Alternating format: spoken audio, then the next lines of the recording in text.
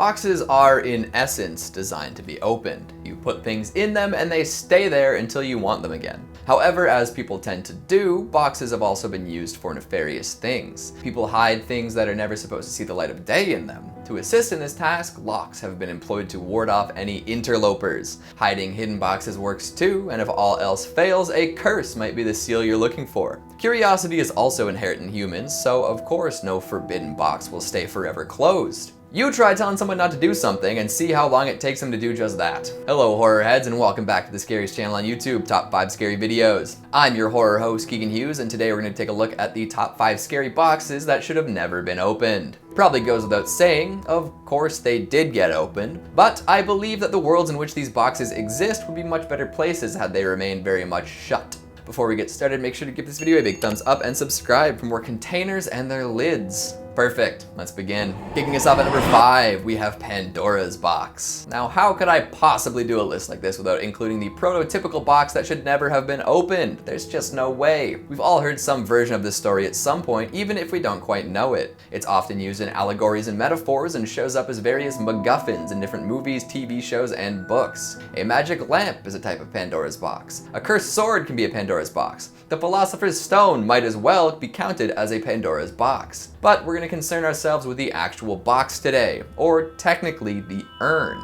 Pandora's Box first appeared in Greek mythology, and these days it has come to mean any source of great and unexpected troubles. We can also look at it from the present that's also a curse angle too. The original story is about Prometheus, who stole fire away from heaven. To get revenge, Zeus gave a woman made of clay, Pandora, to Prometheus's brother Epimetheus. He left her alone with a jar, or urn, or whatever you want to call it, and trusted her not to open it. And guess what? She opened it.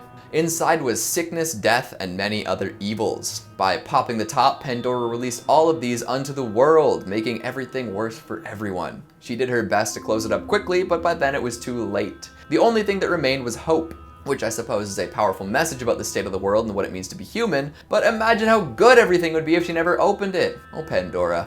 Now, if we take a close look at the original tale, it is indeed a jar or urn that Pandora opens. But due to translation issues, it became popularly known as a box, and at this point, there are no takebacks. I think I still prefer saying can of worms, though. Coming in at number 4, we have the Grandfather's Box. Now, this one comes from a creepypasta about a young lad named David. David and his grandfather always got along very well, with his grandpa always being very loving and doting. Throughout his life, David always received lovely gifts from him. It always seemed like he knew exactly what to get him, even if he never mentioned it. When David turned 19, he went to visit his grandfather and found out that this year was the year of a very special gift. He was presented with a sealed box, supposedly owned by his grandpa's father. When he tried to open it, his grandpa hid it out of his hands and said he should never open the box. Alluding that there was a special reason behind this rule, he made David promise to never break the seal. After receiving it, David often thought about opening it. Every time he considered unlocking it, though, he felt as if his grandpa was watching. There was always some sort of presence lingering, and it seemed like there were voices guiding him. Soon, the world seemed totally empty. There were no people around, and David felt absolutely 100% alone. This prompted him to try to open the box once and for all. But right as he ran into his room to do so, he saw that there was a note left on it. There was no way for his grandpa to have known where he lived or where he had hid the box, but the note was definitely left by him. David decided to go through with it anyways, but was interrupted by a phone call from his sister. Weeping, she told him that their grandfather had died. If that's not a sign, I don't know what is. After hanging up, David flipped the note over and realized that there was more to it. His grandpa had left him a message about the box, explaining that it had powers. It let people see the past and future and make changes. Grandpa used it to make life better for David, but he himself had been seduced by this power and let it take over his life. He wanted to make sure that David didn't do the same.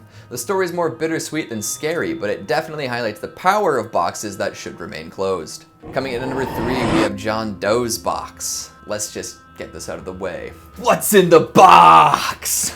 Perfect. This box comes from David Fincher's Seven, a wonderfully dark, intense thriller. If you haven't seen it, and the ending hasn't already been spoiled for you, fair warning, I will be spoiling this movie. If that's something you'd rather avoid, skip ahead to the next entry. Okay, all the folks avoiding spoilers gone? Perfect. Late in the flick, detectives Somerset and Mills hit a wall. They've been investigating crimes orchestrated by the mysterious John Doe, trying to get one step ahead. All these deadly sin-themed murders are connected in some way, and they can't quite figure out how.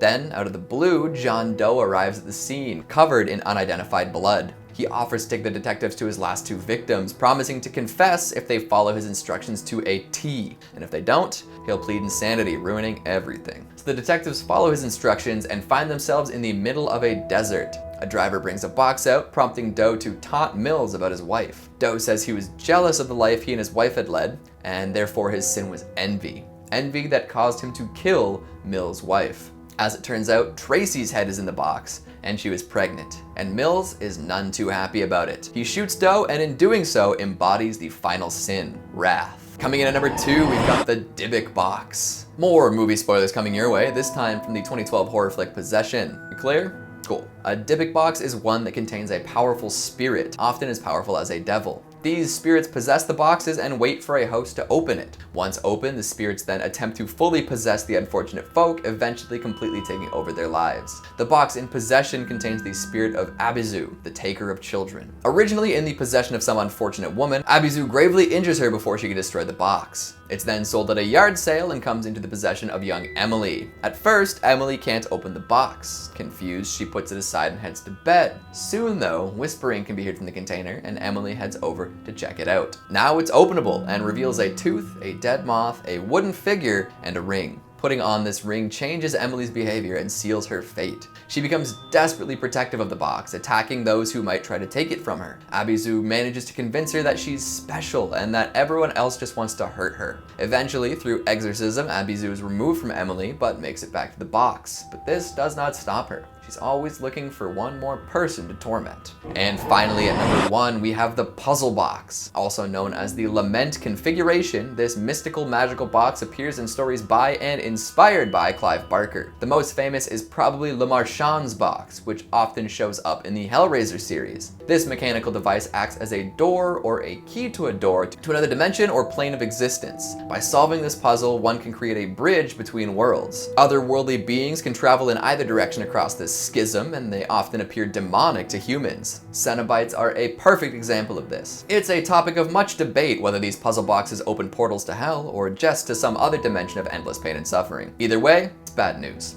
Every time something comes to Earth through a schism, bad things happen. People get torn apart by meat hooks, folks get eaten by fleshy beasts, young women get stalked by vagrants who turn into bone creatures. No doors between worlds would open up if nobody solves these complex boxes. So Frank, chill out with the deviancy and just accept your earthly limits. I suppose we can all thank Le Marchand for designing and creating the famous box. And there you have it. 5 freaky boxes, 5 reasons not to open them. I think I made some convincing arguments. Not that anyone's actually gonna heed my warnings, but oh well. What did you think of the list? What's a box you wish was never opened? Have you ever encountered something like this? Make sure you let me know down in the comments. Speaking of comments, let's take a look at some of your more objectionable ones from the top 5 scary family secrets. Luke Reeves says, when your family doesn't have any dark secrets, you've got to make your own. Like my secret recipe for dark chocolate bats I make every Halloween. I plan on writing the recipe in a sketchy journal and leaving it in my attic, and yes, I will be haunting it when I'm gone. Luke knows how to leave a legacy. We could all learn a thing or two about dedication from him. Demon0981 says, I have an aunt who actually watched over Jeffrey Dahmer while he was in prison. I only found out about this recently.